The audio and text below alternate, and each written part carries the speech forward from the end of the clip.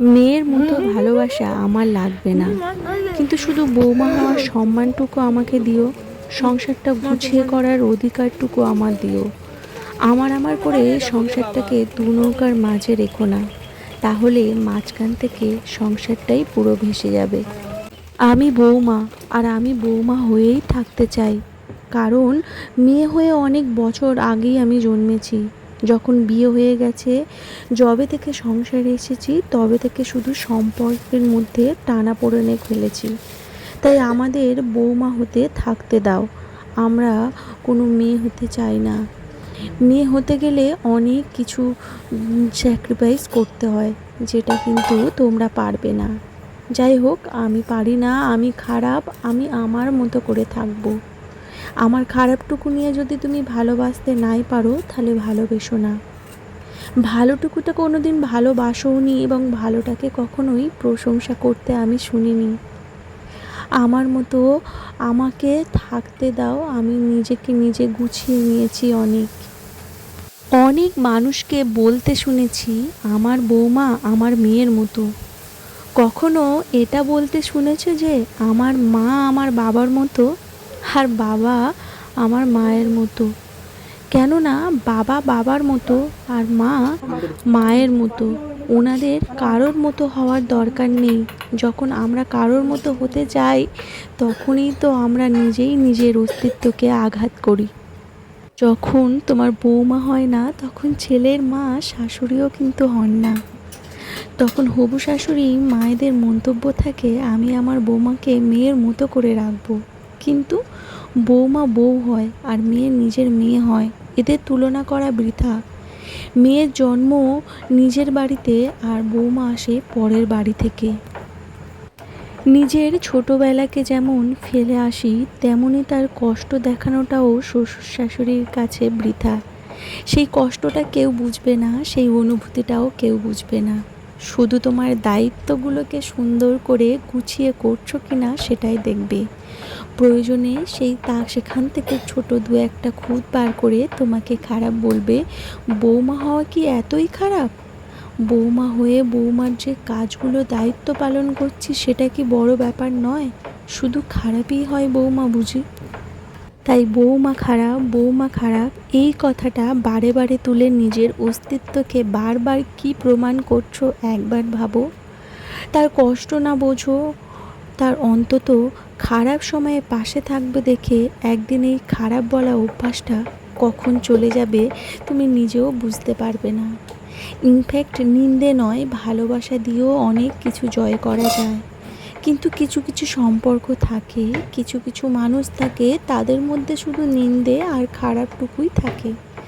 যেহেতু নিন্দে থাকে তাই খারাপ থাকে। দেখবে যখন তোমাদের কোনো একটা সম্পর্কের মধ্যে যদি কোনো নিন্দে না থাকে, দেখবে তার মধ্যে ভালোবাসা এবং সম্পর্কের অটুট বন্ধনটাও অনেকটা বেড়ে যায়। আমি বলি কি, বৌমা যেমন মেয়ে হয় না, তেমনি শাশুড়িও কখনো মা হয় না। এই সম্পর্ককে শুধু সম্পর্কের মধ্যেই রাখতে দাও। মা মেয়ের সম্পর্ক নাম না দেওয়াই ভালো। কারণ এই নাম দিলে মা মেয়ের এর যে মিষ্টি একটা নারীর টান থাকে, সেই সম্পর্কটা থাকে, সেই সম্পর্কটাকে অপমান করা হবে। তাই মায়ের জায়গায় মা থাকুক, আর শাশুড়ি মায়ের জায়গায় শাশুড়ি থাকুক, আর মেয়ের জায়গায় মেয়ে থাকুক, আর বৌমার জায়গায় বৌমা থাকুক।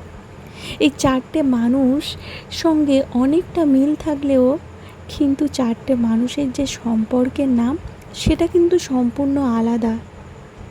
বলে আমরা মুখে বলি এক, আর মনে থাকে এক। তাই যখন কোনো সমাজ একটা সম্পর্কের নামের সৃষ্টি করে মাত্র, কিন্তু আমাদের মনে থাকে অন্য রকম ভাবনা চিন্তা। নমস্কার বন্ধুরা। আর এতক্ষণ অনেকক্ষণ বকবক করেছি মেয়েদের মনের দুঃখ বলো আর সামাজিক কিছু নিয়ম বলো। নতুন একটি ছোট্ট ভিডিওতে তোমাদের সবাইকার স্বাগত। আশা করছি ভিডিওটি শুরুতে তোমাদের কিছুটা হলেও মোটিভেট পেয়েছো, এবং আরও থাকছে কিছু মোটিভেশন কথা, যা তোমাকে এবং আমাকে সাথে সাথে মোটিভেট করতে সাহায্য করবে।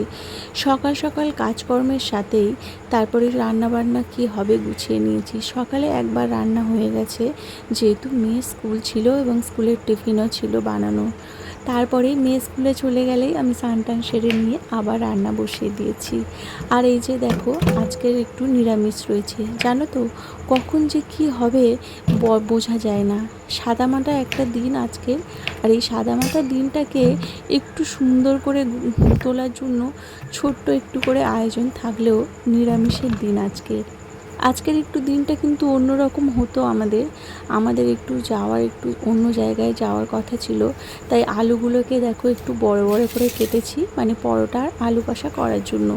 যেহেতু যাওয়া হলো না, বৃষ্টির চাপটা এতটাই পরিমাণে হয়েছে, তাই কি করলাম, সকাল সকাল আলুটা রেখে দিয়ে একটু পরোটার সাথে সকালে আলু ভেজেছিলাম। শুভেচ্ছা খাবে বলে, শুভেচ্ছা আর খায়নি, ও বাবা দাদুদের সাথে একটু আলু ভাজা দিয়ে পান্তা ভাত খেয়ে নিয়েছে। ব্যাস, আর কি করা যায়, আমি একটু পরোটা দিয়েই খেয়ে নিয়েছি আর আলুটা রেখে দিয়েছিলাম। তারপর পাড়ার মুখে যখন সবজি দোকান এসেছিল, সবজির দোকান থেকে একটু পটল করলা মোটামুটি কিনে নিয়েছিলাম, আর শসা কিনেছি, আর নিয়েছি একটু টমেটো।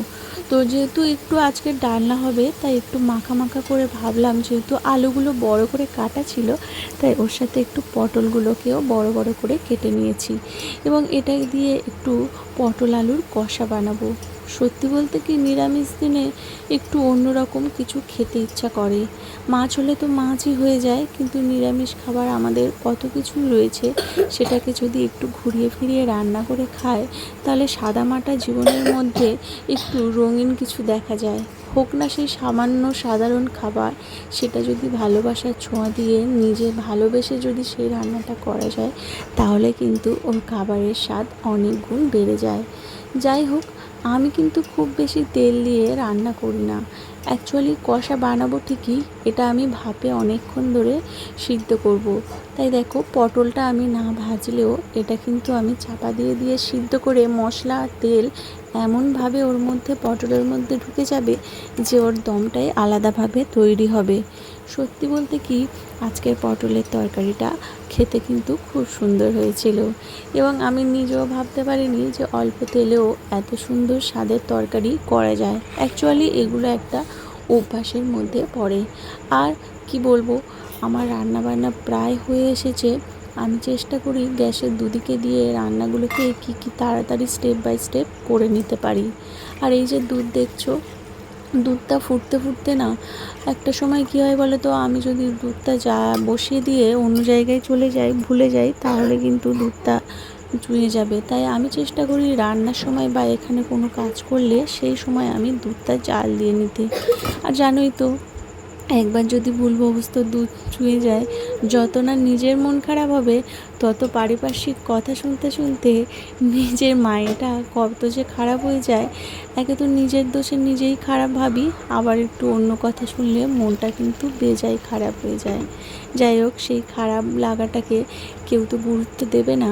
ইনফ্যাক্ট আমাদের এখন আর কোনো কিছুর গুরুত্বই নেই মনে হচ্ছে, সমস্ত কিছু মনে হচ্ছে নিজের অস্তিত্বের বাইরে। তবু যাই হোক, নিজেই নিজেকে গুরুত্ব দেব, তাহলে নিজের একটা অস্তিত্ব থাকবে।